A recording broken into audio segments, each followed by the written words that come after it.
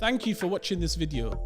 Please help us keep the show alive by liking and sharing this video and by subscribing to the show and making sure the notification button is switched on.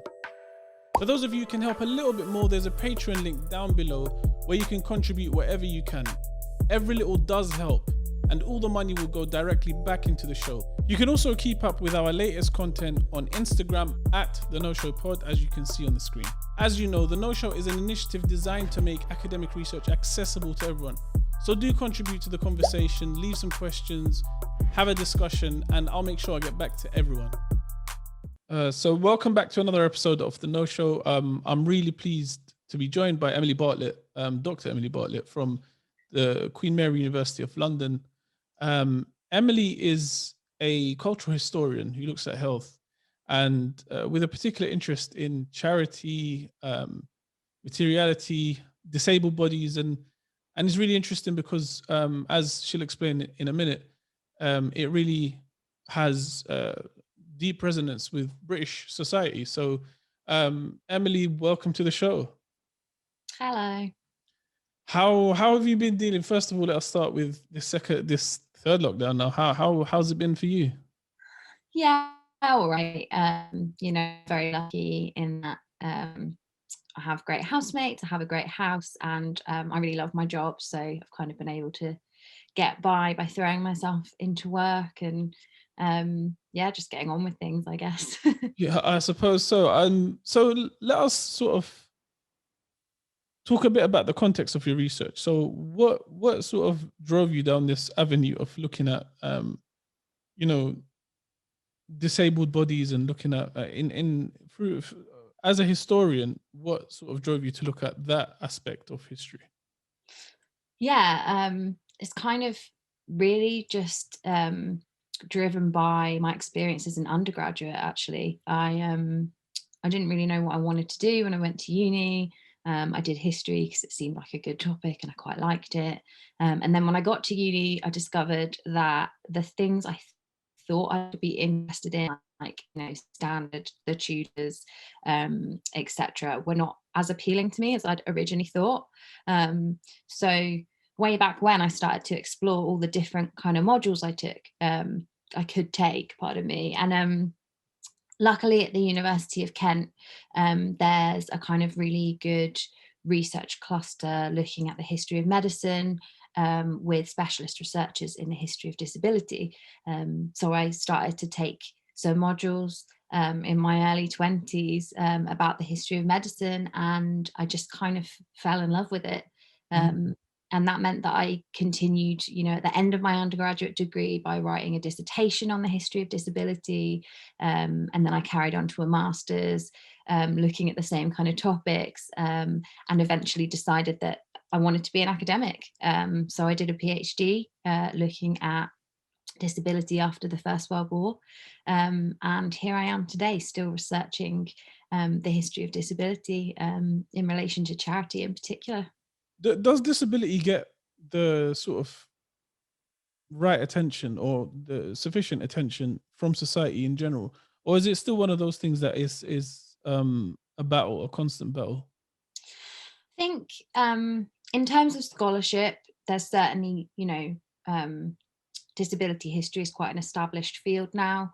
And, there are more and more books coming out. There's a particularly good series published by Manchester University Press on disability history. More broadly in society in general, I guess my observation over the last few years is that there are much more considerations of, the ableist language that we all use day to day, and kind of accessibility issues for disabled people. But because of what I do, I tend to pay quite a lot of attention to these conversations. I follow a lot of disabled activists on Instagram. So I feel like I might be in kind of an echo chamber in that respect. Yeah. So to me, it feels like things are going in the right direction, but, I'm not a disabled person, so I certainly can't speak for disabled people's experiences. And yeah, there is that kind of element of me very much being in an echo chamber and very much kind of following discourses that I'm interested in Mhm. because of my research. Yeah, I mean, I can completely understand that. And obviously, your work looks at, post World War One. Is it World War One or World War Two? World War One. So post World War One, and obviously, as anyone can imagine, the level of sort of disabilities that occurred after the war or as a result of the war, um, has to have been recognized by society at that time. So I guess now we're so far removed of a major tragic event like a war, and that results in so many disabilities. The discourse isn't as strong. But was the discourse that strong after World War One, or was it just a side issue? Yeah, no, most definitely. So in Britain in particular, about 750,000 men were permanently disabled in the First World War. And, this meant that almost everyone in British society would know someone who was disabled during their service, or would very much encounter disabled ex-servicemen in the streets, just going about their day-to-day lives. Um, and this was kind of a huge deal for the British public, for the state, and for charities, in that these men were kind of seen to have sacrificed parts of their bodies as part of the war effort. So they were there for the responsibility of the nation. The public were indebted to these men um, for what they'd done for them.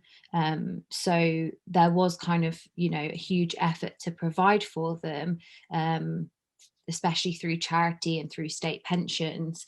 But this unfortunately didn't necessarily mean that um, things changed for disabled civilians, because they weren't necessarily, um, they weren't considered as, their welfare wasn't considered as pressing an issue, because Mm. they hadn't fought for the country. So was there like a disability hierarchy as a result?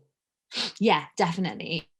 So um, actually, my PhD supervisor, Professor Julie Anderson at the University of Kent, has written on this, and her work shows us that there certainly was a kind of hierarchy, both between the civilian disabled and the war disabled, but also between different types of war disability. So depending on kind of um, what permanent injury you had, depending on what part of your body you'd lost, you might be regarded as kind of more heroic.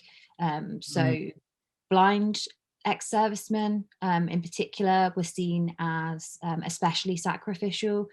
So giving up your sight was thought to be kind of the worst loss that a person could suffer. And because these men had kind of given their sight for the nation, they were, the most lauded in society. That's really interesting because I mean, surely, I mean, I guess somebody who's lost their sight, um,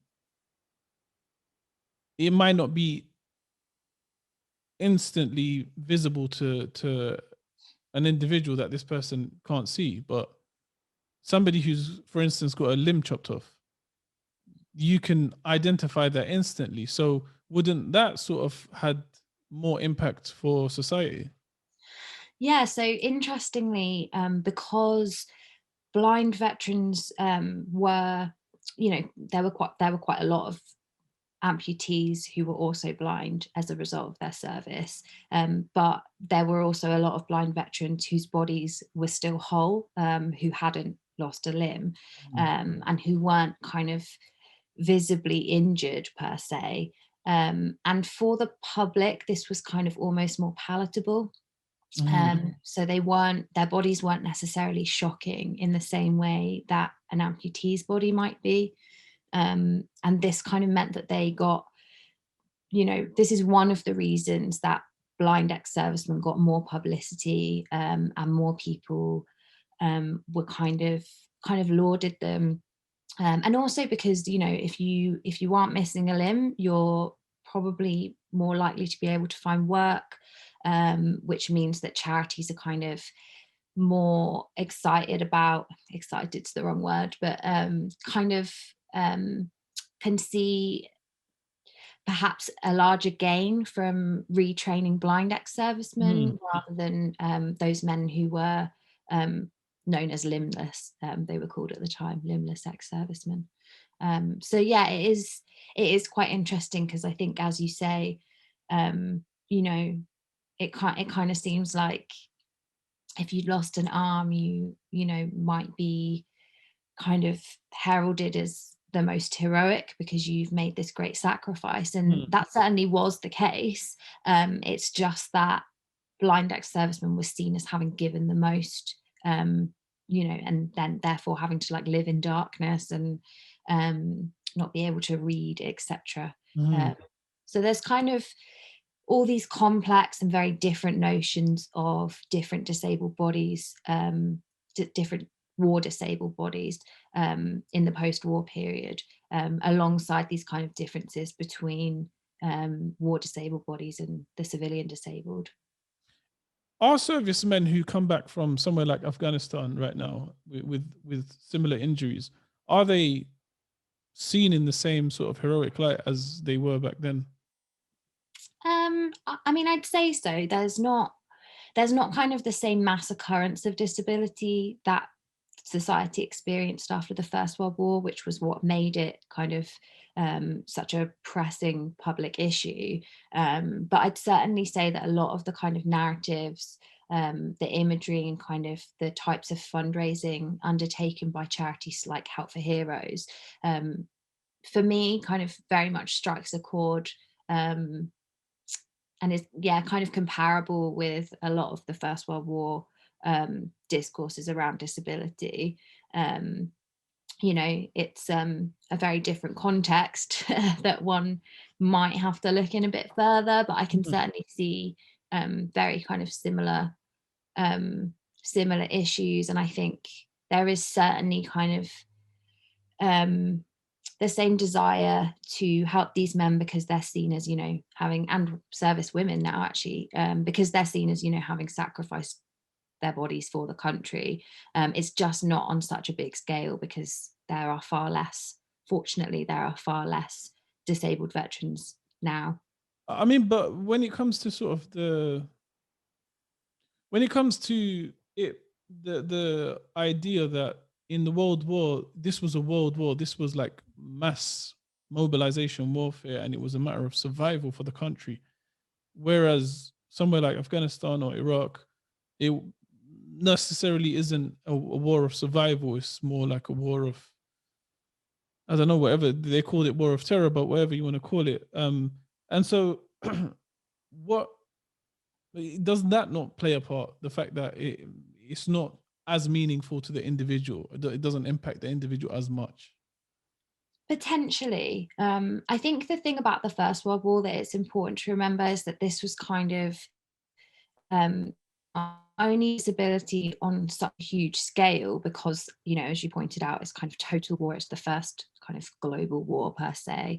But this is also kind of the first time that you see certain types of injuries on a wide scale as well. So, you know, amputees, there are a lot more amputations in the First World War than in others before it, you know, as a result of kind of people getting gangrene from the type of soil on the Western Front. So I think that kind of leads to, I think I'd say that kind of is really important for understanding the public responses to the First World War, and perhaps why we might feel that this is different to, you know, the ways that we think about veterans now, if it is. Was there an explosion in sort of the number of charities that um, emerged after World War One? Because obviously, I think you mentioned the Royal British Legion, but were there other charities, or was it sort of everyone rallied behind this particular charity? Yeah, so there are hundreds that are either kind of especially established to look after disabled ex-servicemen in the war period in the 1920s. and yeah, charities that are kind of repurposed. The British Legion are kind of a very interesting one in that the Legion was formed as kind of a way to unite lots of different veterans groups. So they had a kind of more specifically political purpose in campaigning for disabled ex-servicemen's kind of rights. And the charitable aspects of this were only kind of really one side of what they did. But there were lots of other organizations that were kind of solely focused on providing different services for these men. So, you know, I've looked at charities that were specifically set up to offer leisure and entertainment to disabled ex-servicemen in this period, and kind of take them to the theatre or out on boats, to tea parties at Buckingham Palace. And there's everything from retraining for work to cigarette schemes, where kind of different very small organizations start selling tobacco or cigarettes as a way to kind of raise money to give to these men or to provide different things for disabled ex-servicemen. So there really is, you know, such a broad range of schemes going on in this period. Mhm. And was the were these charities predominantly government funded, or were they sort of going out on the streets and raising money from the public? Yeah, so the state and charities kind of worked separately, but kind of together in this sense. So there was less of an expectation in this period that the state would support men. They did through pensions from around 1916 onwards, but the expectation was that charities would very much fill in the gaps. So they did fundraise separately from the government, and you know, that's where you get things like Poppy Day, which was originally established not only to train disabled ex-servicemen as flower makers, sorry, but also as a way to raise money for, in this case, the British Legion and the different causes they supported. You know, some of which were for ex-servicemen in general, and some of which were specifically for disabled veterans. I mean, I'm sure obviously you've seen in the news that, you know, Captain Tom Moore passed away, and obviously he was instrumental in raising however much money for the NHS. Yeah. Um, One of the questions that I've heard quite a few times now is by members of the public is, are people like Tom Moore, who are supposedly held in very high regard amongst British, like the British communities, um, are they? I don't want to I don't want to sound cynical, but are they being used to sort of cover up sort of failings for the government? Because these people can rally so much support, and so he raised famously raised £33 million for the NHS, which many people would argue that should have been done by the government. So in that case, have servicemen since, the times of pre post World War I, have they been used in this way to sort of rally support? I think it's a very different kind of context. You know, the NHS didn't exist until 1948. So there really isn't as much of an expectation that the state should provide. There certainly were kind of efforts to get the state to provide more for disabled ex-servicemen, especially spearheaded by the British Legion. But, you know, charity was a part of everyone's life in the 1920s.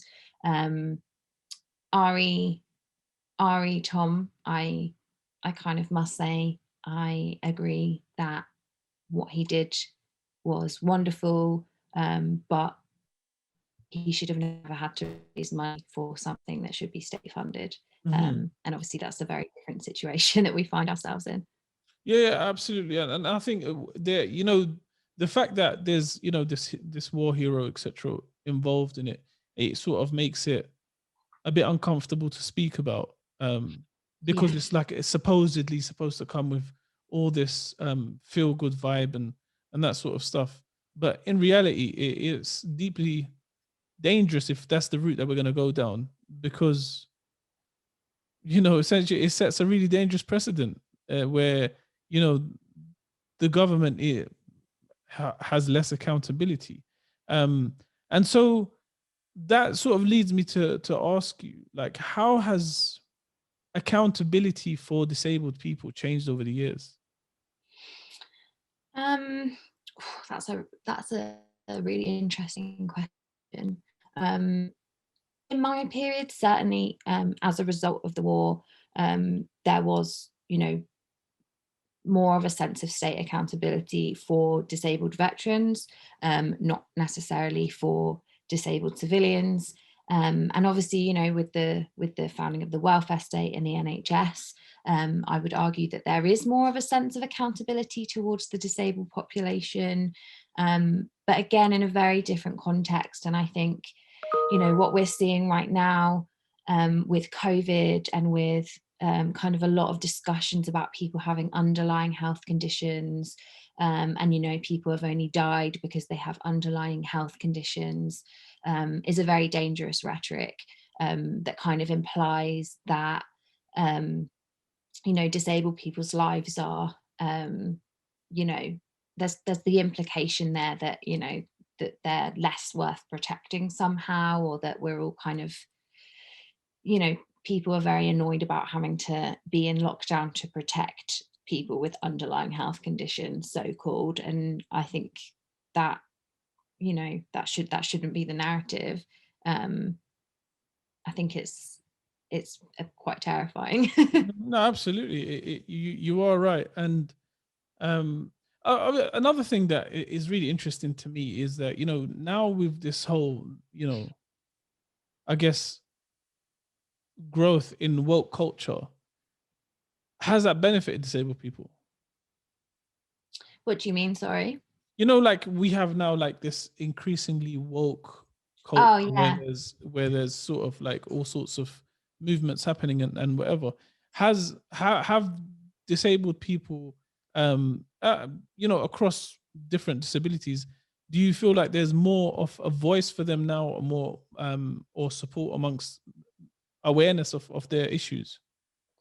Um, yeah. So I guess, as I said before, sorry, I've just got a pop up come up on my screen. That's very annoying. I guess, as I said before, I'm kind of um, reticent to speak about this because, as a non disabled Mm. person, I can't speak for the experiences of the disabled population.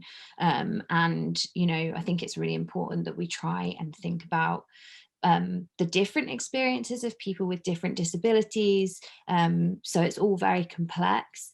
I would say that, as I kind of mentioned briefly earlier, I think there are opportunities on platforms like Instagram, for disability activism in a way that perhaps wasn't possible 10 years ago. Um, Again, I can't speak for the experience of disabled people, but I think if that offers broader representation online, if it gets more people thinking about disability activism, and ableism, then that could potentially be a great thing. Yeah, absolutely. I agree. Completely agree. But there are quite a few sort of issues that arise from activism. Um, and one of the issues that I can think of is that, like you just mentioned, that we don't really get the real experiences of the disabled. We just have like spokespeople for them. And so this is, as somebody who's very aware of that disability activism sort of world, is that the case, or are we seeing more and more, people of certain disabilities come out and actually sort of get people to support, or become aware of their issues? Yeah, I think again that's the wonderful thing about social media, is that there are lots of different disabled voices that people can follow online and listen to, and hopefully people are. There are lots of different disabled experiences that are represented online by disabled people themselves. It's just a case of remembering to follow people and hear different voices. And, you know, I would very much urge anyone watching this to go on Instagram or go on Facebook and follow some disabled activists, follow some disabled people, whether they're talking about, you know, disability activism or they're talking about their day-to-day lives, because, you know, that's the only way that, you know, non-disabled people can perhaps try and make themselves more aware of their own ableist behaviour, and hopefully, you know, understand to some extent. I know you have a monograph that you're working on at the moment. So tell us a little bit more about that. Yeah, so I'm kind of interested in looking more at representations of disabled ex-servicemen, and extending some of the work that I've done in looking at charities like the Disabled Society and the British Legion Poppy Factory, for instance, to looking at more charities and thinking about lots of different charity objects. So not just, you know, famous red poppies, but thinking about items like cigarettes, which were also sold as fundraising objects to raise money for disabled ex-servicemen in the 1920s. So I'll be looking at a few objects in that monograph. Like I said, I'll look at poppies and artificial flowers. I'm writing about cigarettes and tobacco schemes, and I'm also writing on chickens and eggs, and perhaps quite weirdly, and different schemes that were established to train disabled ex-servicemen as chicken farmers, essentially, as a way to contribute to the national supply of eggs, which was unfortunately quite low during the war, due to kind of different blockades and not getting kind of imports from European countries. So if you could have sort of, if you could choose an impact that your research has on society or just in general, what kind of impact do you hope that it does have? Yeah, I guess maybe just making people aware of the history of disability, the history of disabled people, and all the kind of different complex narratives that includes, and perhaps maybe then prompting people to think more carefully about our society today, and the kind of very damaging, dangerous discourses surrounding disability in the present. And I guess that is really important, especially with the amount of noise that's on social media and just in general. There is a danger that those voices could get lost, or those voices could, be, ignored in a certain sense, because certain other issues are seen more pressing when you have, the existence of like issues around COVID and issues around leaving the EU and that sort of stuff. It does sort of make these voices a bit more fringe. So I do agree, and I think this work is really interesting and will help shape the way we think about disabled people in general, and how we treat them. Where can people find you online? Yeah, so I'm on Twitter. My handle is at mcharbar, EMCHARBAR. And yeah, please do give me a follow and send me any questions. We'll link that onto the episode anyway. Emily, thank you so much for taking the time to speak to me. I really enjoyed talking to you. Yeah, me too. Thank you for having me. Thank you for watching this video. Please help us keep the show alive by liking and sharing this video, and by subscribing to the show and making sure the notification button is switched on. For those of you who can help a little bit more, there's a Patreon link down below where you can contribute whatever you can. Every little does help, and all the money will go directly back into the show. You can also keep up with our latest content on Instagram at The No Show Pod, as you can see on the screen. As you know, The No Show is an initiative designed to make academic research accessible to everyone. So do contribute to the conversation, leave some questions, have a discussion, and I'll make sure I get back to everyone.